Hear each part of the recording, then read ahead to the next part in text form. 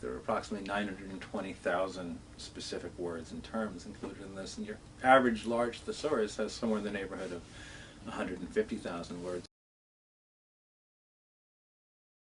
Under the entry for immediately, immediately has 264 different synonyms or related terms.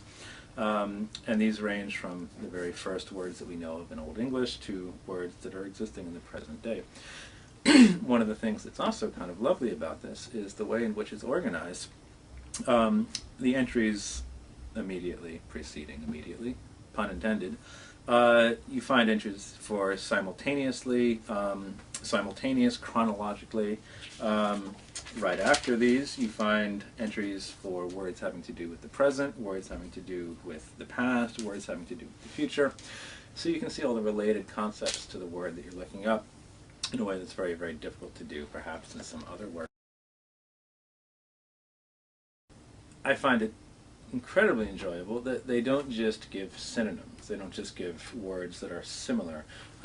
They give words that are related in a much more kind of extenuated sense. So, for instance, under the entry for the word love, or words having to do with love, there is the word uxoriousness, which is having undue affection for a husband on the part of a wife. And that's a great word, but they also have the word for when a husband has undue affection for a wife, the kind of reverse, which is maritality.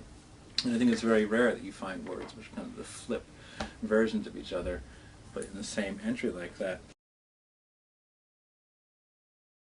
Under the entry for rule of any class or persons, we see all these different kinds of rule. We have words for rule by the best people, aristocracy. We have words for rule by the worst people, kakistocracy. There are words for rule by children. Pedocracy are words for rule by harlots. Strumpetocracy.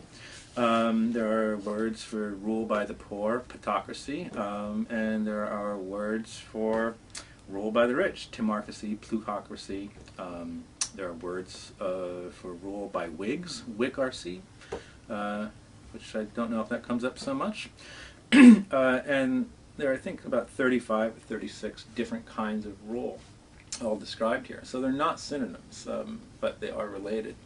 And it's a really kind of magnificent way of working your way through the language and seeing all the riches that are possibly to be found in English.